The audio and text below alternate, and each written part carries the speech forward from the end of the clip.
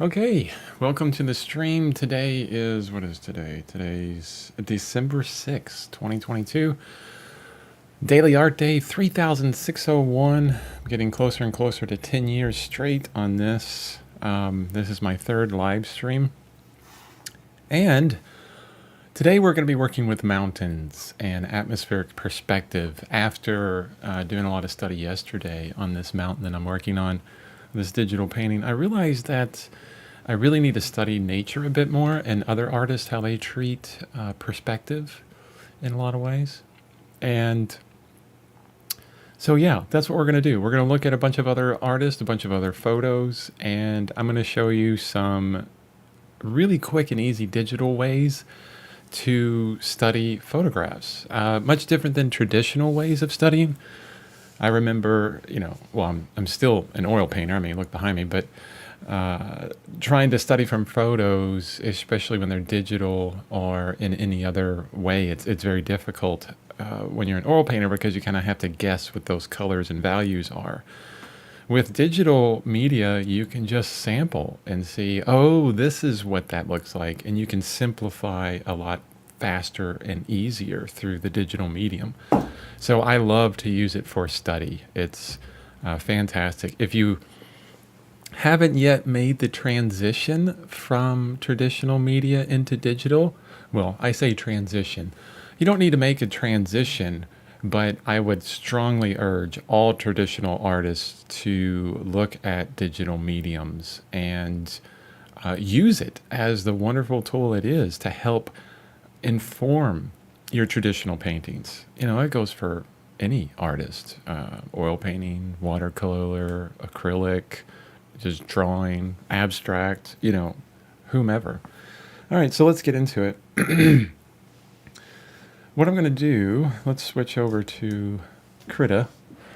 So, well, I'm in Krita right now, but also I have Image Glass up. If I'm on Windows, so if you want to know the programs that I'm working with, these two are tremendously awesome. So in the background here, I have Krita. It's a free digital painting software, and I think it's one of the best digital painting softwares out there.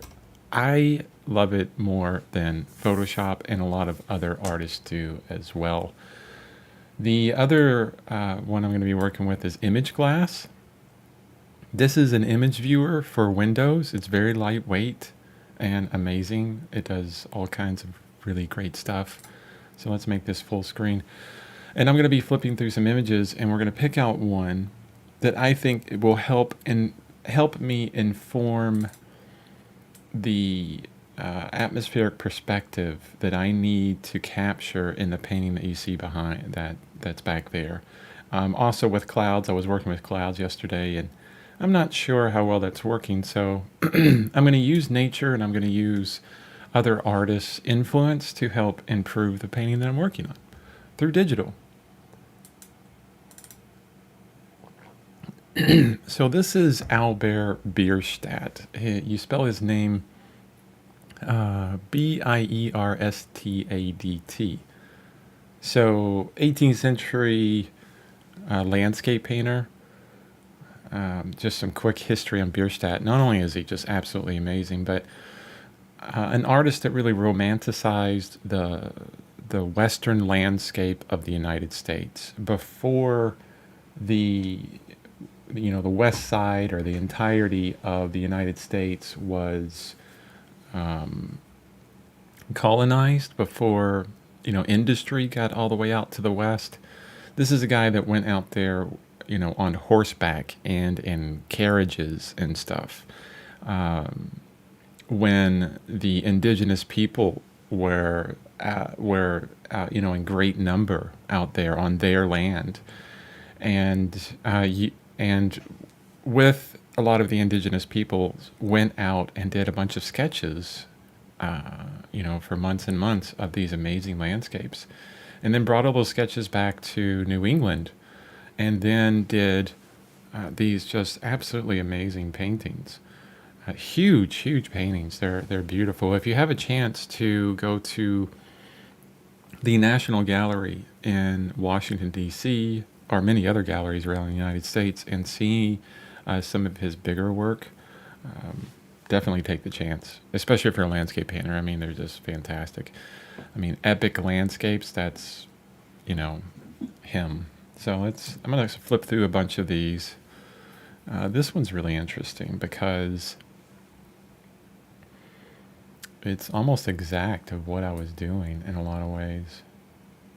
I like how the treatment of the clouds there, how they kind of come down, you know, at the base of this mountain. What is this? This one's called Mount Adams, Washington. I live in Washington. This is Mount Adams.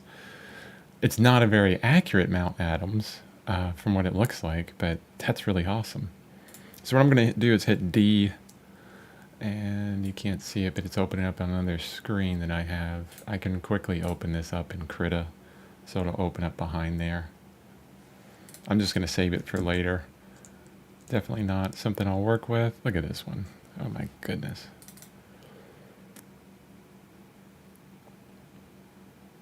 Talk about epic beauty. I mean, I feel like if I was standing there and I was witnessing this scene, you know, you'd have to pick my jaw off the floor. Actually, looking at this painting, need a moment of silence. It's so amazing. Okay, and another one. Oh my gosh, I love this piece. But so this is perfect, I think. Let's hit D, and then I'm gonna put this into Krita for later. I'm not gonna pick out. I have a ton of these paintings by Albert Bierstadt. I believe on Wiki Commons or someplace you can find a list of all his paintings and download like super high res on a wiki format somewhere. I can't remember the URL. I'll see if I can find it and paste it into the description of this video after I'm done. So what I'm looking at is transition, you know, distance, you know, what makes this mountain look like it's in the distance kind of thing. And I'm going to try and pull from that for the mountain that I'm working on. There's just so many great, this is just so amazing. I could create a whole stream just, you know, looking at the beauty of artists and talking about the history. That would be pretty interesting. I've actually seen this painting in person. I don't know how big it is. I think it's like 20 feet wide, 10 feet tall. It's just absolutely massive and breathtaking. This is at the National Gallery in Washington, D.C. Amazing, amazing. So I'm passing these up because can I pull, you know, can I learn from them as much information as I need? And some of these I cannot for what I'm working with, and some that I can. The ones that I can, I'll keep. Ooh, that could be really good. It's a smaller image, but that transition from foreground to background is definitely apparent. I feel a huge sense of distance there. So let's capture that one. That might be one of the first ones that we do. You know, what's interesting is I was looking at a bunch of stock photography from Shutterstock and other stock photo websites. You can't find a lot of mountains and sunset or sunrise that shows that distance. There's a lot of zooming in, a lot of different things. So I decided to look more at Bierstadt because he has the motif, the idea that I want to go for, and he's captured it. I mean, epic mountain landscape and just a huge sense of distance. You know, when I move my cursor up, in reality, my cursor is just going straight up, but I feel like it's going across this grassy landscape, under the horses, across the water, and up this stream, up a amazing waterfall, then into the distance, like I'm a little ant just crawling back there. I'm just going up, up, up, up, up, up. You know, a 6-day journey all the way to the peak. That's what I feel. And he's captured this through just amazing atmospheric perspective. Wow, it's beautiful. I think I got 2 of those. Very simple study, it looks like, that he's done on this painting, but it works really well. Hey, where is that waterfall coming from? I mean, look at that. That has to be Yosemite, I'd guess. Yeah, Yosemite Falls. Oh, we've seen that one before. Again, I have a ton of these. Oh, that's really good. I mean, okay, look. See, look at his painting. And then... Oh, no, not that one. I'll go to my mountain scene. I mean, that captures it. This is like sunset, sunrise. And I feel like, wait, man, I made my sky way too dark. Maybe that's the key. Right? Okay, I need to study this. I'll hit D, open in Krita. I'm going to go through a few more of these because the inspiration is just fantastic. You know, I do some videos on inspiration and motivation. One thing I feel like artists forget all the time is like, oh, you know, they think, I don't feel like painting today. I don't feel like doing this. I don't feel like doing that. You know what? I mean, with the internet and what we have today, you can see the entirety of human history in art by sitting down in your office in front of your computer on your freaking smartphone anywhere you are. Okay? And you don't have motivation, just look at the art you love. Within moments, I'm like, oh, I can't wait. I can't wait. I want to get through some of the, yeah, I can't wait. Oh, that is just amazing. See, this doesn't really, okay, here's what I'm going to say. It doesn't feel like it has the distance that the other paintings do to me.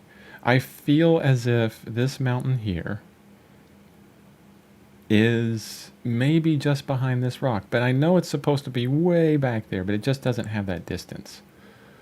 Why? Why doesn't it have that distance? You see, this is what I don't know. Why doesn't it feel like it has a distance there? I could guess at it. It could be that this cloud, this really dark cloud behind the lighter area of this mountain is making the contrast so sharp that it's bringing it to the foreground. I mean, I can okay, we have to study this. I'm just going to pull these in to Krita and just go for it. Okay. It's kind of interesting because you could say, well, Chris, this is Albert Bierstadt. You can't critique his work. I mean, he's absolutely amazing. You even said so. He's absolutely amazing. Well, why not? Why can't I critique his work? Why can't I have an opinion about his work, right? Any artist, no matter how amazing they are, you can have an opinion on, anything about their work, okay? So you may hate this. You may say, oh, this is so boring. Take a photo, right? But I love it. There you are. Yeah, we have our opinions. Now, what I'm going to do here is I'm going to do some study by messing with the painting. Can you imagine like going to the museum and saying, I need to study this painting more. You pull it off the wall and you start painting on top of it to figure it out. Yeah, it'd be a quick trip to jail, right? Okay. So here's what I'm going to do. my theory of why this peak here, why that peak there fills in line, like just a little bit behind this peak over here, is because of the sharp contrast between the cloud behind it and the mountain in front of it. So let's change that. So let's go one level lighter. I'm gonna just brush this in lightly.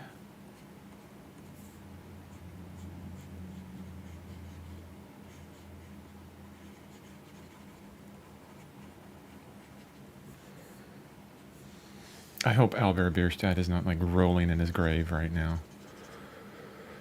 Oh my gosh, you're changing my work. Well, I mean, not in in reality. So what I'm doing here is I'm just sampling. You know, I'm holding Control in Krita, and I'll sample a color, right? And it's never perfect because it's pixel based. And as you can, I don't know if you can see, if I zoom in on here, right?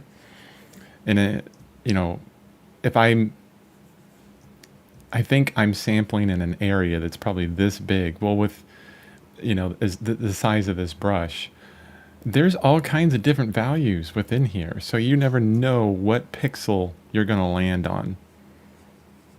You know, it could be either one of these, a dark one, a very light one. You have no idea.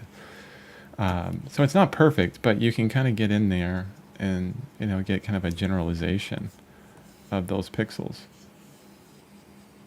And, you know, the basic idea that I'm doing here is I'm just getting a lighter color up there. And then I'll grab this brush and I'll fade it out. I'll smudge it around so it has a better transition. Go back to this brush because I want to paint it over the mountain a little bit. I don't want to do that.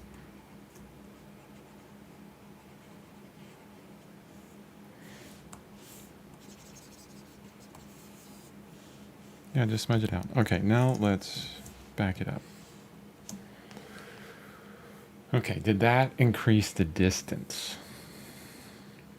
Does it look like it goes further back now? Let's see. Let's turn off the layer. Turn on, off.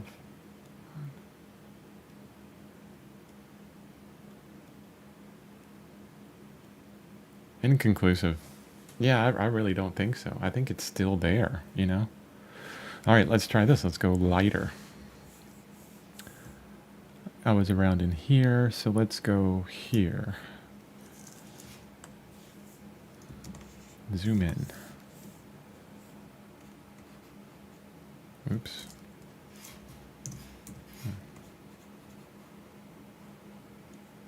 See, this is all based on my theory that it's because of the high contrast between this cloud and the mountain itself.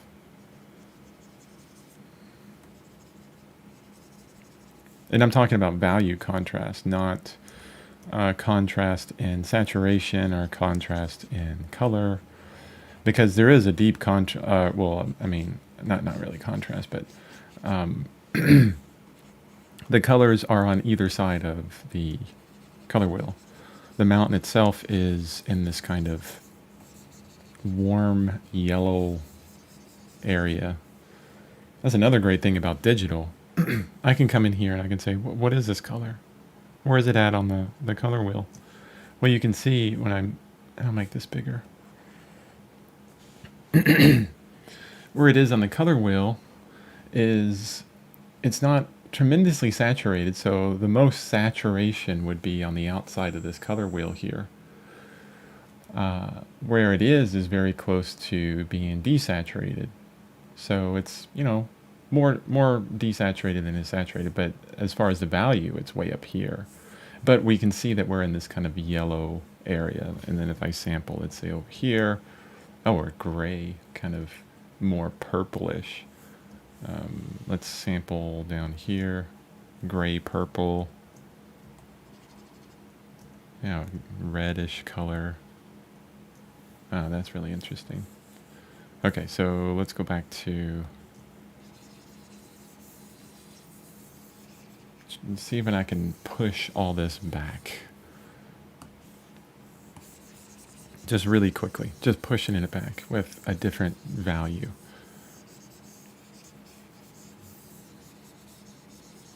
Okay, zoom out. Now, does that push the mountain back? I'm going to zoom out a bit more. Okay. Oh yeah. I think I'm onto something because, okay, there's the light color, and it has a distance to it, and watch how it just, the mountain, or that huge craggy rock or whatever it is, just pops into the foreground.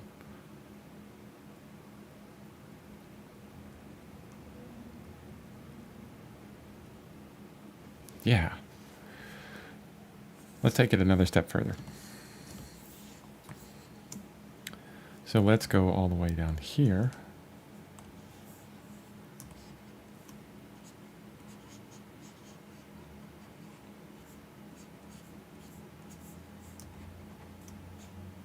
One thing I love about Krita that Photoshop doesn't have, which is kind of ridiculous, is to resize my brush, I just hold shift and I drag my stylus across the screen. Big brush, little brush, big brush, little brush. It's so much easier than Photoshop. I mean, I say all this, and then there's so many amazing artists that are just making just fantastic works in Photoshop.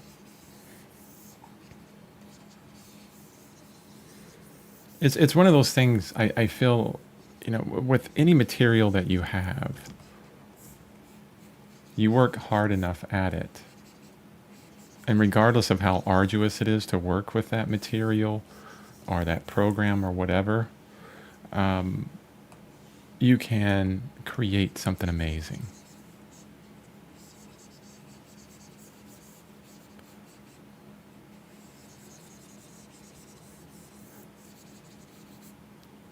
All right.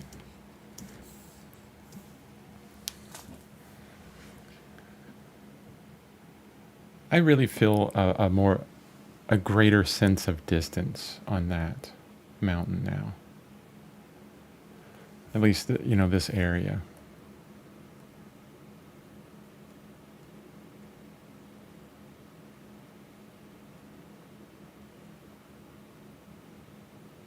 Probably doesn't help the composition for the painting, but the purpose of this is for me to determine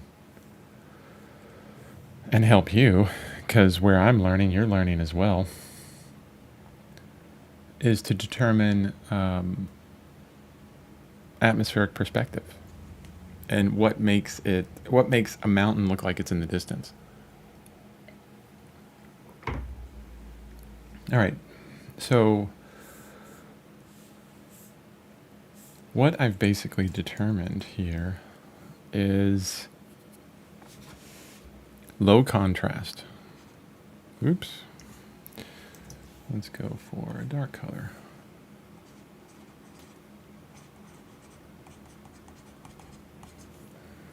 Low contrast and the distance.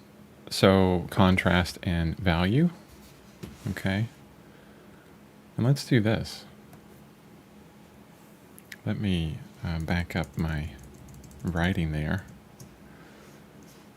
I'm going to hit Control U on the background, and I'm going to remove all saturation.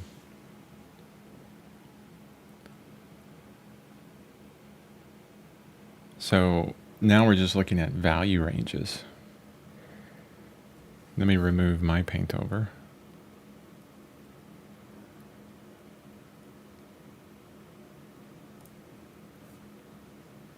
Actually, I need to do that with Control U with this layer as well.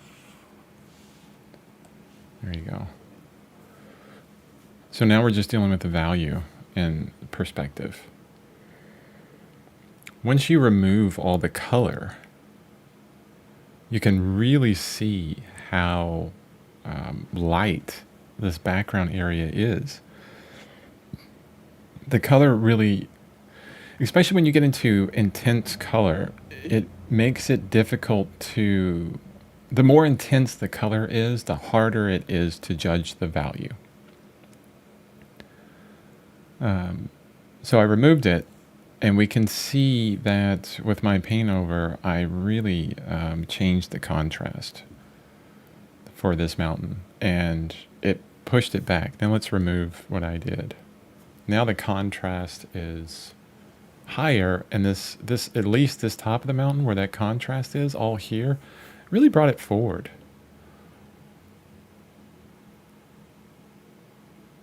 Yeah, I think that was a successful study. So we learned that in order to push things back into perspective through atmospheric perspective, you want to keep everything low contrast. So low value contrast and probably, yeah, let's write it down. I'm going to write this down. Because when you write things, you remember more. So I'm going to say low value contrast. And then softer edges.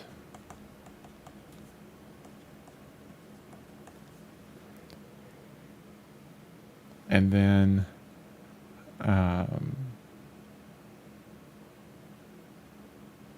less saturated colors. If you need more information on color saturation, look at a color wheel. Anything in the center of this color wheel is going to be gray, like black to white, okay? The further you move out, the more saturated it is. So this is the most saturated you can get for all these colors. And you can look at the background. As I move it in, this orange is going to get closer and closer and closer, closer and closer and closer to gray. But what's really cool about this is if you have like a gamut mask is, just a slice of the color wheel, and you just play within that slice. I could probably set one up here, but that would take some time, and I don't want to spend the time on it. So if I'm just playing in let's say this warm area, okay, and the most saturated orange I have is this, you can make other orange type colors look saturated or look blue just by desaturating them. So I can show you. So this is a not so saturated orange, but I'm going to pick out this one. Well, let's go even further. Now this is still on the orange side, but that's much more cool. Look at that. That even looks blue comparatively, but it's not. I mean, this is a blue. That's what the blue looks like. But it's all about this relativity of color, okay? So when I talk about saturation, it's all in relativity, like Einstein. It's all relative. All right. So let's see if those hold true. If my learning theory holds true. Low value contrast, soft edges, less saturated colors. So let's go to a different Bierstadt painting. This one, yeah, see, this one here is wonderful because it's matching my painting tremendously, and it may influence a huge change within the mountain scene that I'm working on. I'm going to take a break for tea. And I don't want to sit too long, so I'm going to stand up and stretch real quick. And if you're sitting, it's probably a good idea to do the same.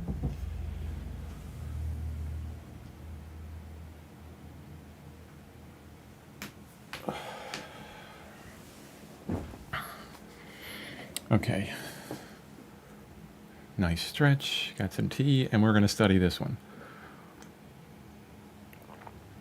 What about this painting do I want to study? Let's zoom out just a little bit. I'm going to create a new layer, and I feel this tremendous distance between, let's get a nice red, between this, oh, gotta pick the red, between this foreground here and the far distance. And not only that, I could feel this kind of gradation of value and color throughout. So, you know, this darker color is darker than this, which, and then the next one is lighter, and then lighter, and then lighter, and then lighter, all the way back. But let's simplify. Let's utilize this amazing digital platform, okay, to get an understanding. So I'm going to sample this value here. And what am I going to do with it? I'm just going to pop it right up top, okay? So right up here. So that's this little boat. And then there's another boat in the distance. Probably pretty close, I would think. Yeah, exact same value. But then the next furthest thing back, maybe this rock here. Let's see if it changes in value. Just a tiny bit. Very, very tiny value change. Okay, and then I think this bank here in the distance. Let's see the value change there. Yeah, it's about the same. Not much change. What about this part of that mountain? Oh, see? Now we got a tremendous change. Actually, now that I'm looking at it, there is a small change between those and those. Okay. And then even further, like right behind this kind of, what do you call it? Peninsula, this small peninsula. Oh, nice. I mean, that's a huge change. And then even right there, even lighter. And these are the shadow sides of these mountains and things. And look, I mean, that's like, if I put this here, it's like daylight. I mean, it's even lighter than this kind of snowy area down here, and the light areas within this. It's only darker than the reflection of the sky, which is interesting. And we're not even all the way back. So let's look at the shadow here. I mean, that's super bright. And then the shadow on the mountain in the furthest distance. That can't be right. Oh my gosh, that's right. Look at that. It's pink. Do you see that color? Look at this color. That's the same as this color. That's crazy. Okay. Wow. I mean, it's this very pink-ish color. I mean, well, it's very desaturated. Okay. On the color wheel. I need to keep this larger for you. And for me. It's very desaturated. It's getting close to gray. Wow. I mean, so that's the value range we're looking at. And actually what I want to do is, what's interesting is this is that pinkish color. You know, some of these samples get a bit different.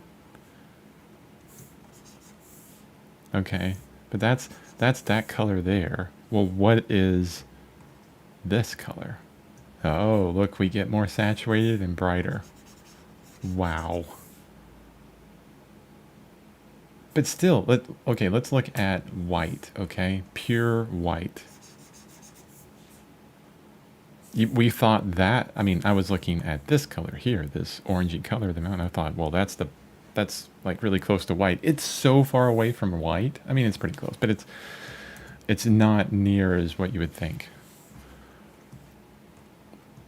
And still, you know, as I sample these colors here on this mountain,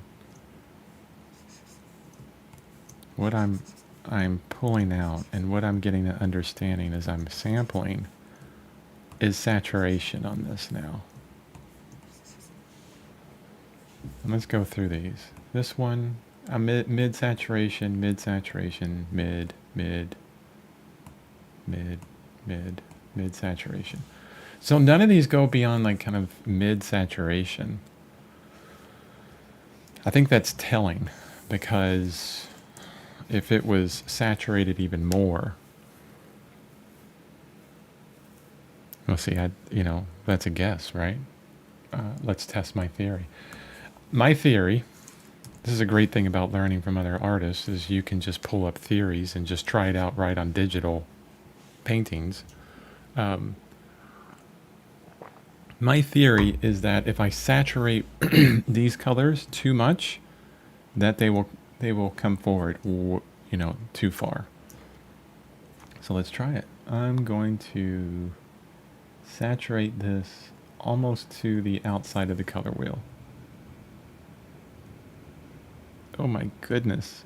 I can't believe that's like even close to the same color. Hold on. Maybe I did that wrong. No, I mean, it's kind of following the same line out.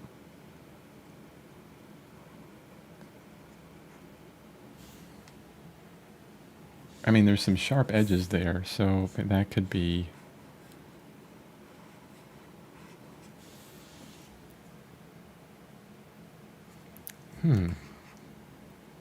Yeah, that, I mean, it doesn't pop forward like crazy, but it does come forward. So even just the small change in saturation, you push it back with digital, because sometimes, you know, because digital stuff is just so flat sometimes that it will jump forward because it's just completely different. Yeah, that pushed it back. I mean, all right, so proved that theory, highly saturated colors will jump forward. And let's do this. Let's look at that value range that I have up here without any color. I mean, how many steps is this? Let's see. Let's say 1, 2, 3, 4, 5, 6, 7, 8. About 8, probably 8 or 9 steps. Now, I mean, through all my teaching or learning as an artist, it's a 9-value color scale. This is something that happens throughout. You know, many artists teach this. You know, compress your values into 9 different steps, and keep them within those steps and simplify. And that's what we see in this amazing painting. So, what did I say on the previous one? Low value contrast. Okay. Let's look at the contrast between the background. So this sky area, okay. So this is a sky. Wow, it's even warm. I mean, if I put it up here, it looks really warm, doesn't it? I mean, put it down here next to a blue, it's crazy warm. And then right here. Those look so different, don't they? It's like, wow, this one is so much brighter. The one on the right is so much brighter than the one on the left. Or is it? Let's remove all the color. Yeah. You know, it's kind of far, but not too far, right? Let's look at it on the color wheel. Actually, I'm going to get rid of the value. So it's up here and then down there. Let's do this. One thing I love about Krita is you can limit your color range. So this is limitation in color. Let's limit our value range down to 9, okay? Let's keep the color range, or yeah, the hue range at infinity, and let's change this. Oh no, I'm sorry, this bottom one is for saturation. So there's larger saturation, so we can keep that up to like 15. But let's go to a 9 color scale, okay? So 9 values, I keep saying color. So 9 value scale here, and infinite ranges of hue. You know, it's this green is different than that green and that green. You know, there's like subtle differences throughout the whole thing, right? So I have a million different options there, but then only 15 options for saturation. So with 9 here, what I'm going to do is I'm just going to sample. Okay, we're at 10 at number 1, and this one's at 3. So if I numbered them 1, 2, 3, 4, 5, 6, 7, 8, 9. So we got 1 to 3 change. So not a huge change. And if I go back and I change that to an infinite value scale, and we look at the change there, I mean it's about the same. So it's a larger change than I would have expected, honestly, for it to really look like it's in the distance. I would think that this kind of grayish, it's like a gray color, but it looks blue back there. I would think that that would be, you know, closer to here. You know, to bring that value way up. And what would that look like if I just painted it in?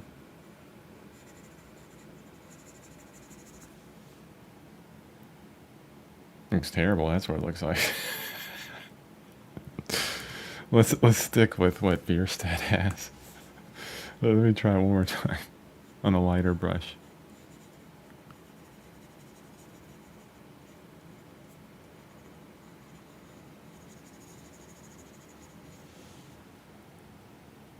Yeah, it just changed the whole aspect of this painting. Stop doing that, Chris. Stop it. All right, so this value works well. And something I noticed on that is when I increase the value range and you put it on this side of the mountain, you increase the contrast between the shadow side and the mountain and the sky itself. And let's do that again. So let's say I increase it this much. You know, that contrast on the right is a lot greater. So it really pops forward. Wow, he just picked like the perfect value range here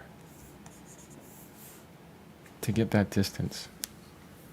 Fantastic. So low value contrast. And then to identify that even further, what do you mean by low value contrast? It's between value 1 and 3 could be a low value contrast in reality. But no, that still doesn't, I mean, this is so confusing because it worked here like a lower value contrast. Well, let me do this. And I'll get much more exact with this. So here's the value of the background here. I mean, those are really close. And it works. But for this painting, if I did, you know, it has a higher value contrast. And it works.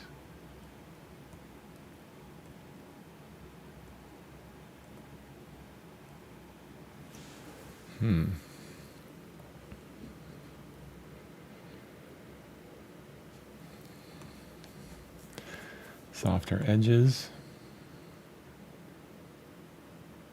I mean, that edge is pretty sharp there. If I zoom in, I mean, this is 100%. That's a really sharp edge there. But on this side, that's pretty soft. It's not as soft as the edge down here.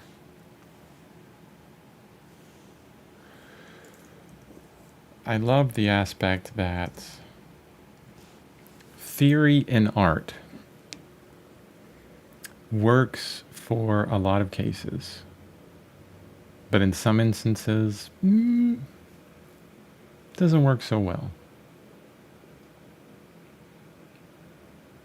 But let's do a comparative, maybe. Okay, let's compare. I'm still sticking with this theory that of low value contrast. Okay, so here's the sky value. Here's the mountain value. It's greater than I would think it would be for that atmospheric perspective to work like it's in the distance. But then let's look at this value. Okay, I'm going to go back to the 9 value scale. This value here, that's about a 1, 2, 3, 4. It's a 5. There it is. And then the mountain next to it. And I'll pick the lighter part of that. Now what's interesting is this is, you know, a 4 or a 5. You know, it's kind of bouncing around in there as I pick throughout the pixels. And this one is the same. It's a 4 or a 5. Okay, okay. Wow. Okay, let's desaturate this completely. And then look at the value range. Oh, that's telling. As soon as I desaturated this, okay, now we're clearly within the center of value number 5. And then this one is value number 6. But if I try and pick this, we're way up here. It's the color itself that is really, I mean, even with digital software, it's kind of like, oh, wow, this value is a lot lighter because the color looks that way. Let's look at the mountain value. Look how close they are. Wow. See, we're the bottom of value 3, the bottom of value 4. I mean, the distance between those two are so tiny. Let's go back to infinite value range. There. I mean, the change between those two is small. Change between those two, very small. That holds up the theory. If you remove color, okay, and you're just looking at the values, the value range is really close. Okay. Now here's what I'm going to do. I'm going to move these around. Another thing I love about digital. Just move things around. And if you could do that in oil painting, it'd be fantastic. But oil painting has its other things that are fantastic. Like physical. Like you can touch it. I mean, you can't beat that. You can smell it. I can't smell this. But anyway, tangent, Chris. Stay away from tangents. Now, my question. Okay, I can. So I desaturated all these, and I'm gonna keep them desaturated. But here's what I'm gonna do. I'm gonna take the color that we picked here for the background. That's the same value, and that's the same value.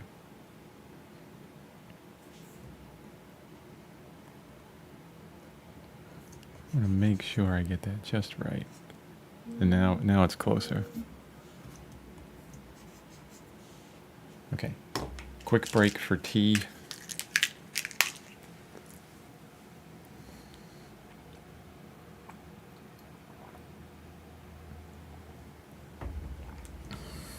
It's 4 a.m. now.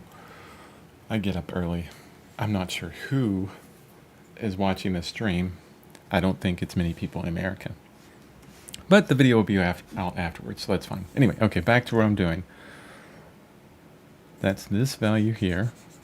Oh, look how close that is. I mean, it blends in almost perfectly. But this one, oh, it still blends in almost perfectly. We have the same exact colors. or at least samples. But the top, all the color has been removed. Let's zoom in on this. The top one, all the color has been removed. And here I've kept the color, okay? Stop selecting that, thank you. Same here.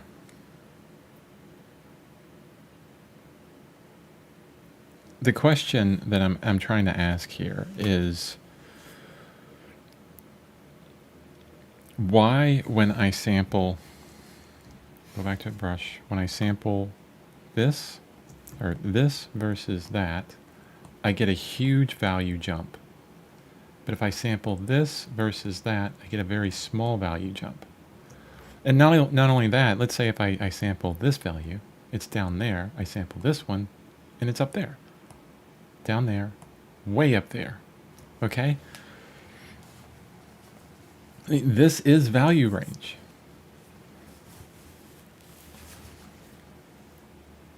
The software is seeing this as a higher value than this when they're the exact same value, because the color information is changing that. So this is down here, like further down, just completely different.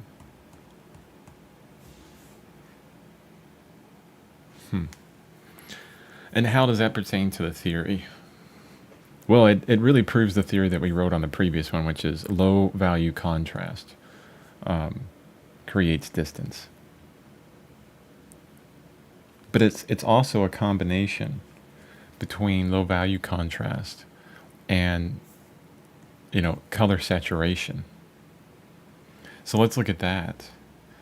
And, I can make some notes on this as well. So this one, let's look at our 9 value scale. This is a 1, 2, 3, 4, 5, 6. Oops, let's get a black. This is a 6. This is a 5. That's a low 3. And this is 4, low 4. Okay. This is 1, 2, 3, 4. Oops. This is 1, 2, 3, 4, 5. So there you go. These are the same. Okay. This is a 1. And this is a 3. Pretty close there. And these are value ranges. This is really far apart. That is really far apart.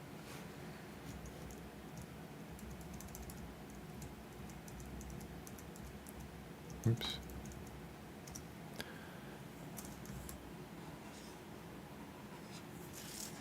Okay.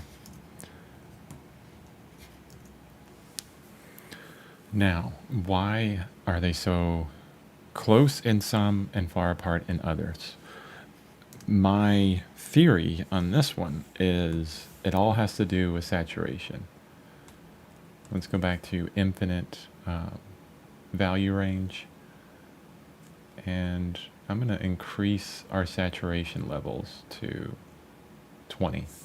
20 different saturation levels so that we can get, a closer idea of what's going on here. And let's write the saturation. So this one, maybe I don't increase it to 20 because then I'd have to count all those. Let's keep it at 9, 10. Yeah, let's do 10. Again, love the ability for Krita to do this. So we're basically in 1, 2, 3, 4, 5.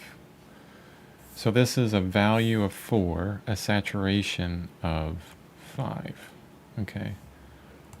This one is a value of 6 and a saturation of 1, 2, 3, 4. Oh, whatever, that's 10. So that's like, it's just gray. Well, of course these are gray. That's That's what I've done with them. Well, all of these at the top will be 10. Duh. Okay, then let's look at this. This is a saturation of 9. Right? Yeah. So super desaturated. So the saturation contrast between these two is pretty large. The value contrast is really close. Saturation of this lighter color is in a 1, 2, 3, 4, 5. So we're 5 again. And then this is 1, 2, 3, 4, 5, 6, 7. Almost 8.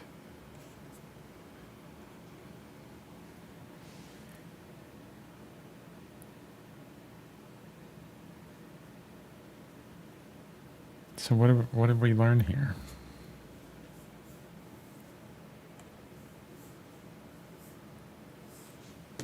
Now what I do know is from the, these colors here, which is this mountain, these colors are this mountain here. This one looks closer and then farther.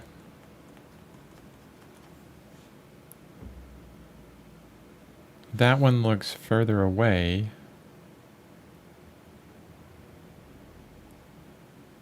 Is it because of the value range?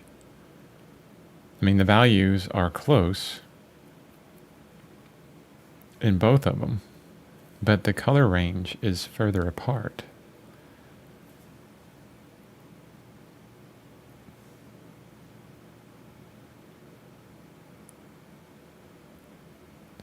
So the saturation here, the saturation difference is huge between these two.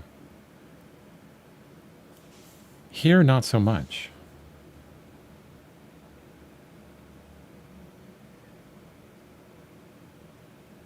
Okay, here's what we'll do now, because the theory is now that the reason why this mountain in the background looks so much more distant than this one is the fact that, is the idea that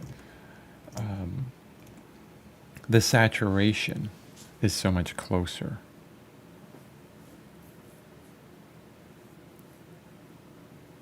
It kind of makes sense in a way, because what I've sampled here, and I sampled there, and I sampled here and here.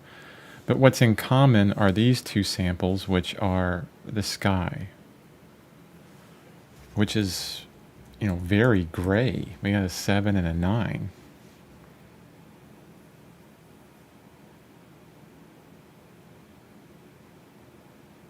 And as you go back into distance, you're getting closer and closer to the lower saturations.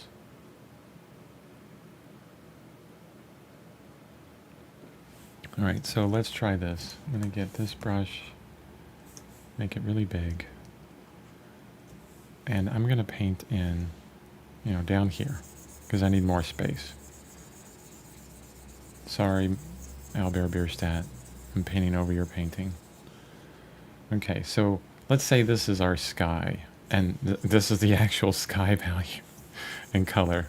It's not very blue. I mean, this part that I just picked is very blue, but very far in the distance it gets really warm, which is interesting. But the value range on that is, 10, 9, 8, 7. 1, 2, 3, 4, 5, 6, 7. It's probably closer to 8, I would say. So I could do this. Look how much more blue that is just by changing the saturation. So let's keep the same exact color that I have in this brush right now.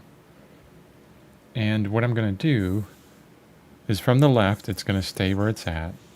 And then I'm going to slowly increase the saturation. Next step of saturation. Next step of saturation. Next step of saturation. Actually, you know what I should do? Instead of doing it that way, I'll get back to the beginning. I'm trying to establish which of these colors actually look like they're going in the distance. You know, which ones fade more than others. So, and I don't want them to interact with each other as much. So let's put that one there. This one. I'm trying to follow this direct line out, you know, away from the center. It's probably not absolutely perfect.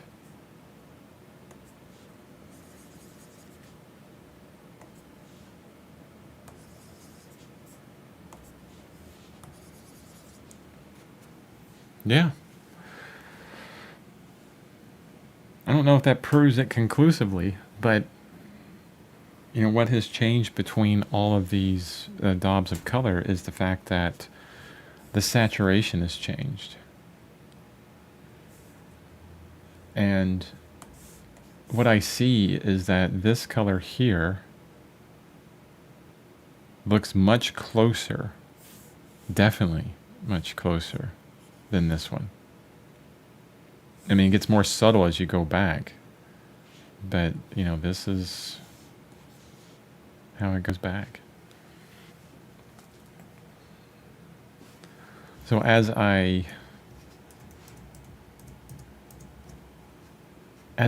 decrease the saturation,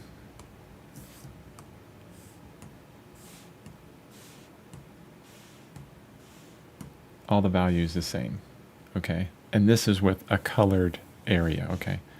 All the value is exactly the same. Look at my value bar is not changing at all. As I go through all these colors, value, it's just staying exactly the same. Okay, now let's do this. Let's remove all color. Down there, there, there, there, there, there, there, there. My value changed throughout every single one.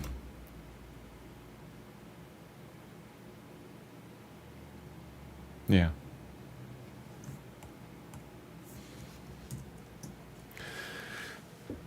I think the theory that we began with this painting, low value contrast, less saturated colors, and maybe softer edges. We haven't proven that yet.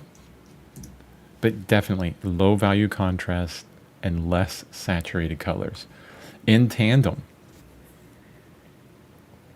I believe it has to be in tandem. Let's do this. Just one more test. I'm getting very scientific with this. I can't believe that's the sky. Okay, let's go down here because it's closer to the original sky. There we go. And then this guy. I mean, those values could be very close, but the saturation is what pulls it out. Okay, so this one here, pretty close to that background value, and then bam. The saturation pulls it out.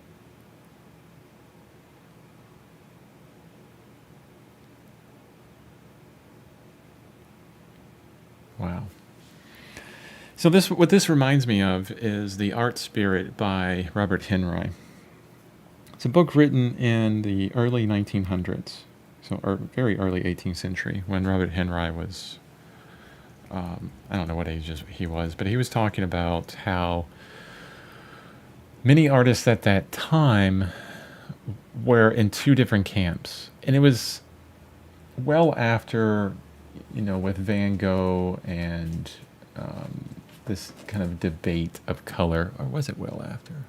Yeah, I think it was. Anyway, this huge debate of color in paintings and things like that. But it got a bit more nuanced with Robert Henri, because a lot of artists were choosing between painting with value only, so, you know, and focusing on value as far as changes within their paintings. You know, it's all about value contrast. So this is kind of the atelier approach. They'll work up a painting in what they call a grisaille, which is all just grays, just like what we see up here, just all grays. And then they'll put color over top of it. The idea is all about value range. That's the most important thing. But then you get some impressionists to come in and they say, you know what? It's unnecessary. You can get as much depth and distance and change and everything by not changing the value, by just changing the color and the saturation of the color. Let me show you a digital painting. One second. I need to find it because it's on... Actually, no, I have it in a folder somewhere. I collect artists all the time. And let me see, this is areas. Let's just take a second to find this. I would suggest, if you're not doing it, constantly look at amazing work and collect what you love. In this digital world, it's so wonderful to have all of this information and be able to learn from it. The key is to be able to learn from it and not get discouraged.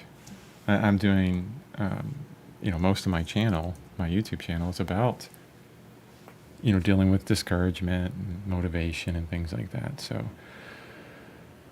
So this is a painting by Minlum on ArtStation, Minlum, and let me remove the mark that I put on that. But I believe he's doing some color studies and value, and I want you to focus on, not this foreground here, but in the background, because it's almost all the same value.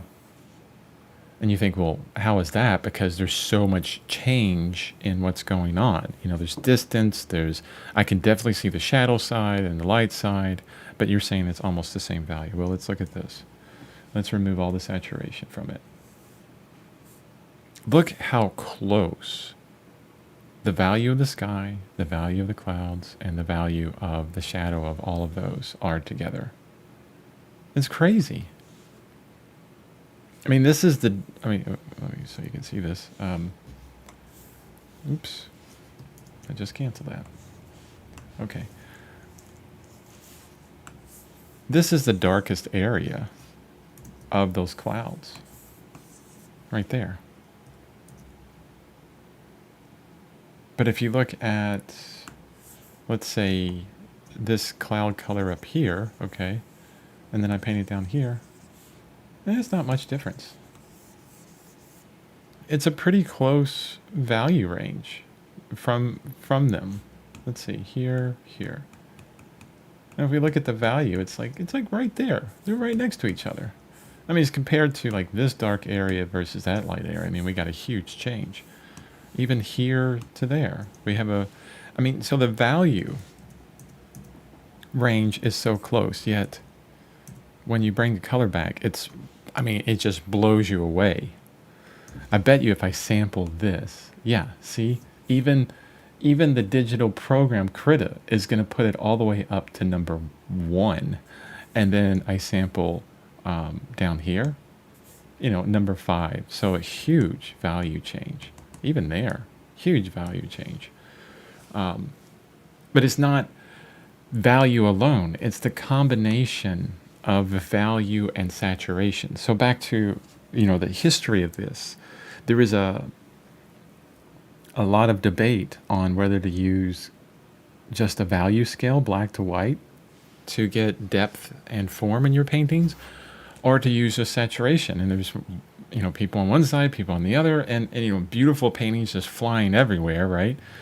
But I think they're both right. If we look at this Bierstadt painting, what I've really kind of uncovered here, which probably a ton of artists already know. Maybe they're watching the stream going, dude, duh. But it doesn't matter. I didn't know it, so, and I'm figuring it out, and I think that's what's most important. But what I've figured out here for me is that the combination of value and saturation, value and color, right, and saturation of that color, those two working in tandem is what gives you the distance in this atmospheric perspective that I'm looking for. And that's what's important, because if I just focus on value alone, I'm going to come up short. If I just focus on saturation alone, I'm going to come up short. I have to play both value and saturation together in order to get that idea of atmospheric perspective. Yeah, definitely. Okay. I pulled up all kinds of different little paintings, not little paintings, all different amazing paintings, and I may continue with this today, this study of Albert Bierstadt and his paintings. But I would urge you, as an artist, if you're watching this stream, to think about jumping into, digital painting in some way. Not as, the end all be all, like, oh, I'm a digital artist now and I'm going to put down oil paintings or whatever, but to look at it as a learning tool. And honestly, it's not that expensive to get into, as long as you don't go with Wacom.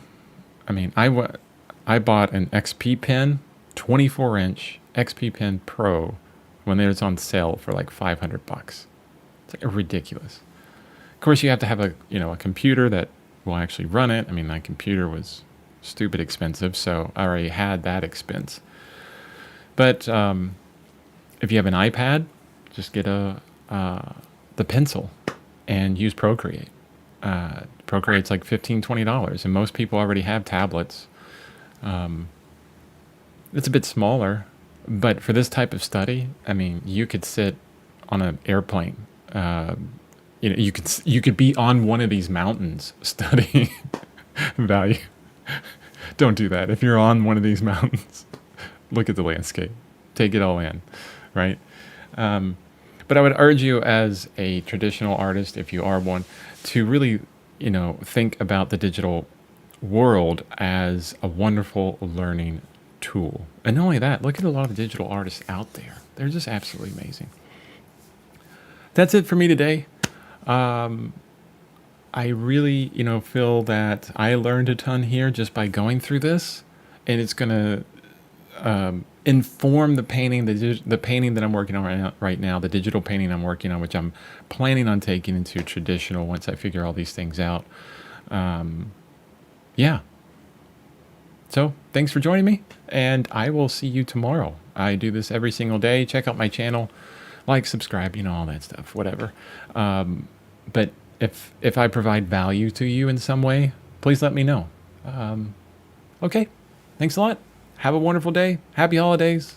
And make sure you wear your holiday ugly sweaters.